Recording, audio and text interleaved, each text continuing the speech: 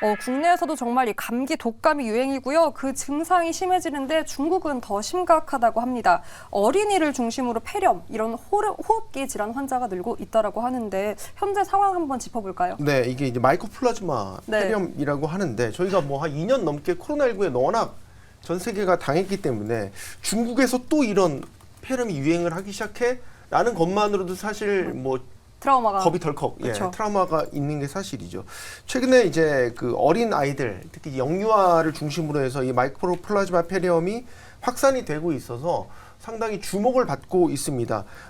세계보건기구에서도 이 부분에 주목을 하고 있고, 최근에 그 코로나 팬데믹 이전 그때 수준만큼 이게 확산되거나 그런 건 아니라고 공식 입장을 밝히고는 있지만, 현재 중국 내에서 빠르게 확산이 되면서 뭐 감염이 되면 지금 뭐 잘 낫지 않고 고열이나 심한 기침이 동반되고 항생제나 기존 해열제들이 잘 듣지 않는다, 이런 특징을 갖고 있어서 제2의 코로나 사태가 또 터지는 거 아니냐, 이런 우려가 계속해서 퍼지고 있고요. 국내에도 일부 지금 유입된 걸로 확인이 되면서 국내에도 이와 관련된 이야기들이 많이 퍼지고 있는데요. 아직 공식적으로 봤었을 때 이거를 제2의 코로나처럼 퍼질 것이다, 이렇게 볼 수는 분명히 없습니다. 하지만 지금 확산세라든지 지금 계절적으로 한 겨울로 접어들고 있는 시점이기 때문에 지금 주식시장에서도 이런 부분에 주목을 해서 관련된 뭐 의약품이라든지 뭐 제약업체들의 주가도 여기에 반응을 하고 있는 것이 아닌가라는 생각이 듭니다. 네, 때문에 어제도 사실 이가 반영돼서 관련 종목들이 움직임을 보였습니다. 들썩거리는 어떤 기업들이 있는지 한번 정리를 해볼까요?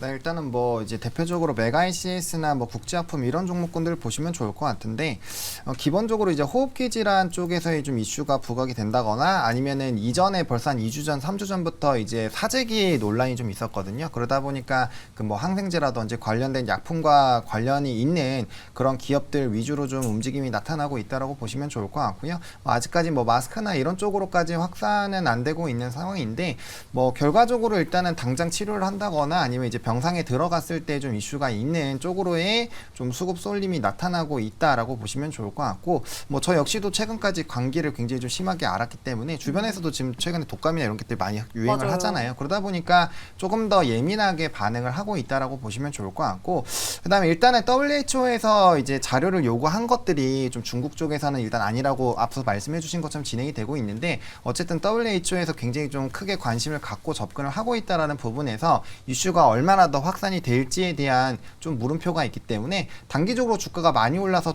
지금부터는 조심해야 되는 위치이긴 하지만 이슈가 조금 더 진행이 될 수 있다라는 그런 가능성도 사실은 배제할 수 없다라고 정리를 드리고 싶습니다. 그럼 이러한 이슈가 끝난 이후에도 뭐 사업력, 기업력, 제약바이오 자체만을 봤을 때 이 뒷받침을 가능한 기세를 쭉 이어갈 수 있는 기업도 있을까요? 네, 일단 뭐 국내 기업들을 보시기보다는 저는 뭐 모더나를 포함한 이쪽을 보셔야 된다고 판단하고 있는데, 과거의 사례를 한번 되짚어보죠. 조류독감, 메르스 이런 것들이 한 번에 끝나지 않았죠. 그러니까 2년과 3년을 기점으로 해서 다른 형태의 뭔가 변형된 것들이 계속 돌기 시작했기 때문에 코로나가 이제 3년차, 4년차로 돌아오는 올해 내년에 특히 겨울로 들어가는 구간에서 실제로 이미 많이 우려를 하고 있었고, 또 중국에서 이런 현상들이 나타나다 보니까 뭔가 좀 민감하게 움직이고 있는 거죠. 그렇다면 이게 코로나의 변종이거나 코로나와 관련돼서 움직이는 것이라면 기존의 코로나와 관련된 이 약을 가지고 있었던 그 가장 오리지널 기업 자체가 변형된 것도 만들기가 쉬울 가능성이 높죠. 그렇게 본다면 지금 아시는 것처럼 신접권하고 있는 종목들이거든요. 모더나라든지 과거 머크로 이렇게 코로나 관련주로 꼽혔던 종목군들이 지금 비만 치료제는 신고가지만 제약주 중에서 오히려 신접권하고 있는 상황입니다. 그러면 우리가 이 종목의 어떤 턴어라운드 측면에서 봤을 때도 많이 빠졌던 종목이 올라갈 수 있는 그런 여력이 있는 가운데, 이런 이슈들이 만약에 퍼지게 된다면 국내에서 이제 뭐 수입해다가 팔거나 조금 뭔가 개발해서 파는 이런 기업들을 보시기보다는 글로벌하게 모더나라든지 머크 같은 기업들이 어떤 흐름을 보일 건가 관심을 가지시는 게, 저는 오히려 만약에 관심을 가진다면 더 의미가 있을 것 같고요.